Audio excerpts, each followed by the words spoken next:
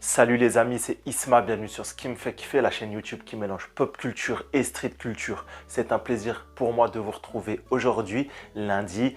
On vient de se mater l'épisode 2 de The Last of Us, la série produite par HBO, diffusée en France par Amazon Prime. Tu connais tout le tralala. Je t'invite, avant de développer plus avant, abonne-toi, commente, like et partage, donne de la force et de la chaîne à grandir. Ici, on mélange pop culture et street culture. Du coup, on mélange deux univers. Voilà, YouTube aime pas trop quand on sort des carcans, des sentiers battus. Du coup, c'est votre force qui m'aide à prospérer et à grandir. Voilà, pour qu'au final, je vous renvoie un maximum de partage de nos passions communes. Les amigos, on attaque cet épisode 2 de The Last of Us. J'ai aucune idée du nom. Franchement, je ne sais pas comment il s'appelle. Je n'ai pas fait attention. Voilà, dès que je suis rentré de ma petite tâche matinale, je me suis mis cet épisode, voilà, numéro 2. On retrouve notre trio de choc, mais avant, scène d'intro qui était déjà lourde. En 5 minutes, j'ai vu plus de figurants, d'humains, de vie, de réalisme dans The Last of Us que dans quasiment toutes les séries du moment. Et ce sentiment, bon, j'enlève House of the Dragon qui n'a pas ce problème. Je le percevais par exemple dans Les Anneaux du Pouvoir. Je l'ai perçu là tout le mois de décembre dans les séries bien pourries que j'ai regardées comme Willow ou même là Trésor perdu qui est un peu en dents de scie. Mais je veux dire, toutes ces séries elles ont le même problème, c'est que ça manque de figurants, de réalisme, de vie, de réalisme. Et du coup, on voit d'abord une rue vivante, des voitures, des automobilistes. Ensuite, on va dans ce resto. Ensuite, on est dans ce plan qui arrête de nous montrer des figurants, voilà, et de la vie pour nous montrer une scène très intimiste avec justement ce scientifique qui va analyser le champignon, tout ça, et qui va nous dire bombarder grosso modo, tu vois, c'est ça, ça va être ça la finalité de cette scène. On peut rien faire contre le champignon, il faut détruire là où il se propage. Donc, en 5 à 8 minutes d'introduction, l'épisode déjà m'avait déjà mis une claque atomique. Voilà, ce travail de qualité sur la rue, sur ce qu'on montre à l'image, voilà, pour que les gens y croient, pour que le coefficient de crédibilité soit au max, tu vois, pour que quand tu regardes ça, tu te dis pas, ah, ça a pas l'air crédible, réel. Et ben HBO, eux, c'est une de leurs spécialités, ils ont toujours su faire ça. C'est pour ça que j'ai dit on enlève House of the Dragon, parce que c'est aussi HBO. Ils savent te rendre tangible ce que tu vois à la caméra. Puis, alors moi c'était en VO, du coup, dans la VF, je sais pas, il parlait quelle langue exactement. J'ai dû lire les sous-titres, j'ai galéré parce que je suis malvoyant, handicap visuel, du coup les petites écritures c'est complicado. Je peux pas lire je dois mettre play par play, tu vois, j'ai perdu beaucoup de temps sur ce moment, mais je l'ai regardé une deuxième fois pour voir juste les émotions, les visages, les traits, les changements d'attitude. Et ça balançait du steak. Et pourtant c'est des personnages, c'est Monsieur Personne. Enfin, ça doit être un scientifique important, tout ça, mais je veux dire, la personne, on la connaît pas, tu vois. On la connaît pas. Et c'était stylé, tu vois, c'était stylé déjà. Bon, l'introduction est passée. On retrouve du coup Ellie qui se réveille avec Joël et Tess. Tess, j'en avais pas parlé la semaine dernière, mais là, je trouve qu'elle crevait l'écran dans cet épisode. Normal, c'est l'épisode où elle allait du coup mourir, spoiler de fin. De toute façon, les amis, cette vidéo est avec spoiler. Et Tess, c'est qui en fait? C'est Anna Torv. Je ne m'étais pas concentré dessus, j'avais même pas reconnu. Mais Anna Torv, déjà pour moi, c'est Fringe. C'est, comment ça s'appelle? Olivia dans Fringe. Je kiffe cette actrice. Bon, elle a pris un petit coup de vieux. Tu me diras, c'est normal, ça fait 10 ans. Mais l'actrice, elle est trop stylée. Et en binôme avec Pedro Pascal, c'est un régal légal. Ils sont trop forts à deux. Franchement, ils véhiculent tout ce qu'il faut, tu vois. Franchement, c'est comme il faut. Plus, voilà, Ellie, Bella Ramsey qui leur balance des punchlines, tout ça. La relation qui fait que c'est la première qui commence à croire en Ellie, en la cause, en la quête, en la mission. C'est Tess. Un petit rapprochement, je ne vais pas dire mère-fille, mais voilà, Tess, elle baisse un peu sa garde en premier pour se rapprocher de Ellie. Et c'est ça qui va faire qu'à terme, bah, Joël, lui aussi, va donner sa confiance. On ne peut pas parler de confiance, mais son affection à Ellie à terme. Encore une fois, je le reprécise, moi, le jeu vidéo, je ne connais pas du tout. Je me suis fait vite fait quelques épisodes de Let's Play à l'époque de The Last of Us Partie 2, tout ça, parce que je regardais beaucoup de Let's Play à ce moment-là. Et quand c'est sorti, c'était le gros truc. En plus, la partie 2, elle n'a rien à voir avec ce que moi je vois à l'écran. Donc, je connais rien du tout. Je connais rien du tout. Et ça, c'est un vrai débat que j'aimerais avoir avec la communauté. Bombarder un maximum dans les commentaires. Voilà. Moi, je me demande vraiment, c'est un débat, donc argumenter tout ça, les amis.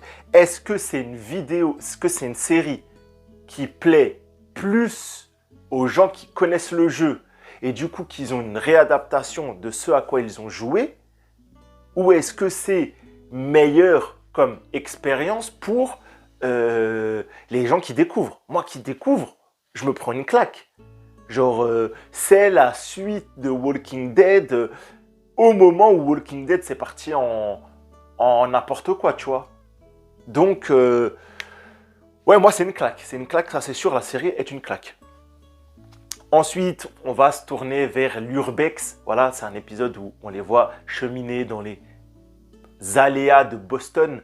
Voilà, ils font beaucoup d'Urbex. Ça me rappelle vers mes 16 ans, il y a une quinzaine d'années.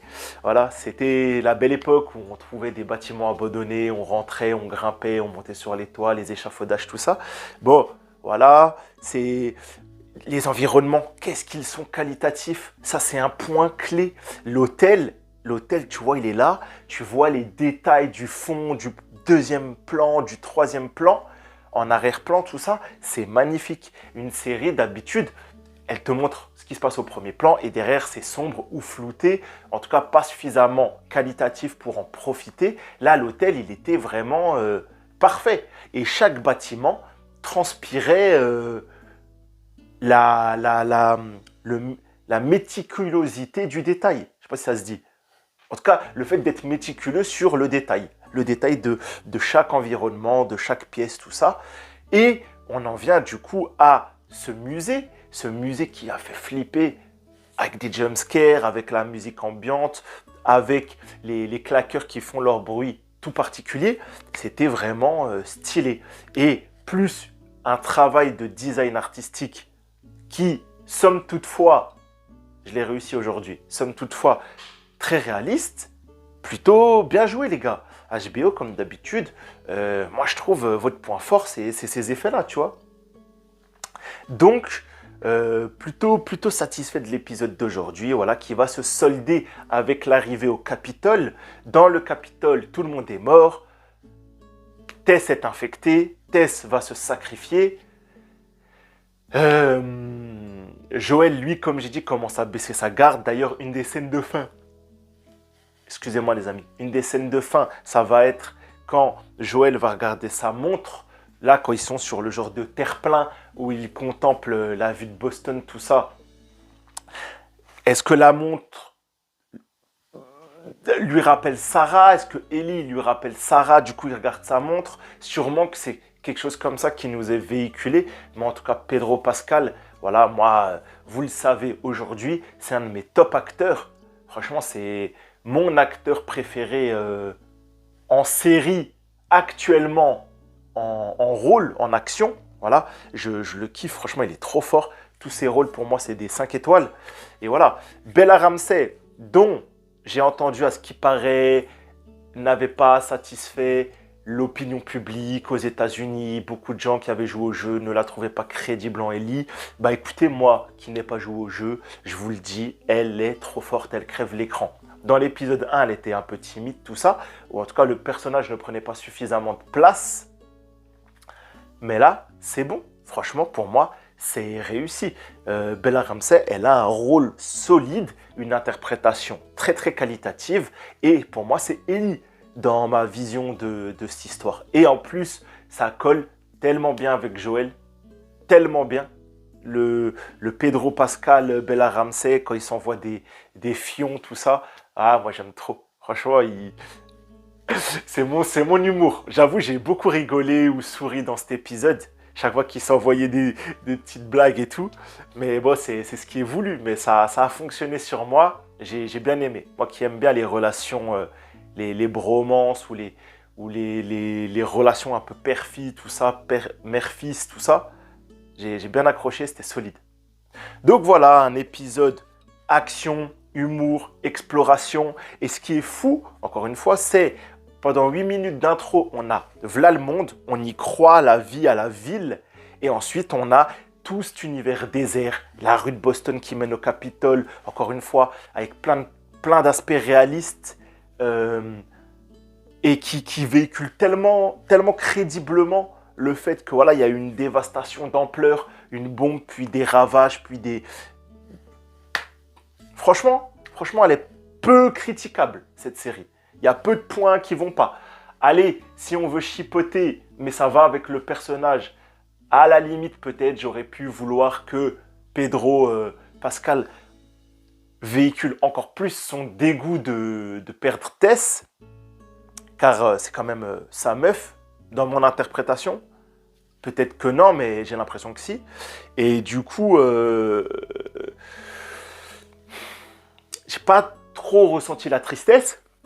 Après, comme c'est un mec pragmatique, tout ça, qui pense à l'objectif et à la survie, bah ouais, c'est un bonhomme, tu vois, il montre pas ses émotions, mais en réalité, je pense qu'un bonhomme qui doit laisser sacrifier sa meuf, tu vois, il le subit. Donc peut-être un peu plus, mais en réalité, c'est vraiment pour chipoter, car peut-être ça va être travaillé dans l'épisode 3. Voilà, le deuil, l'acceptation de la mort de Tess, tout ça.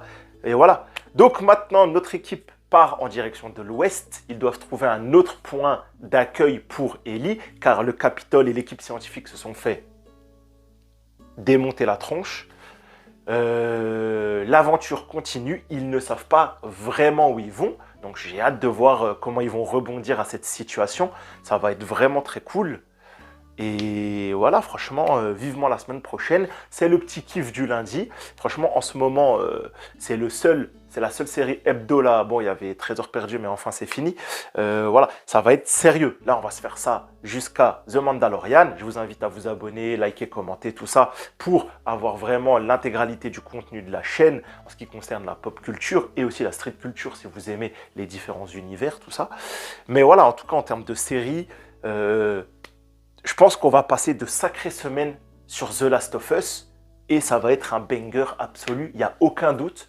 On va signer pour la saison 2-3 et est-ce qu'un jour on partirait pas, comme l'a fait J.R. Martin, Game of Thrones et HBO, sur une série qui s'éloigne du scénario du jeu pour pouvoir continuer sur la saison 3, 4, parce qu'on part du principe que chaque saison représente une partie en jeu vidéo.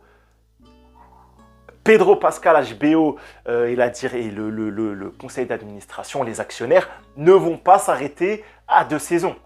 Voilà. Regardez l'opposé en termes de programme de zombies. Je parle bien évidemment de Walking Dead. On est quand même à la 11.2. C'est du caca absolu. Et pourtant, on est à la 11.2. Presque 12 ans de série, voire 13. Et c'était pas fou. Donc HBO, vous inquiétez pas, je pense qu'ils vont nous régaler encore longtemps avec ce programme. Et voilà, ça me donne presque envie d'aller jouer aux jeux vidéo. Bon les amis, j'espère que vous avez passé un bon moment. C'était rapide, mais quand il n'y a pas de négatif, généralement, on va droit au but.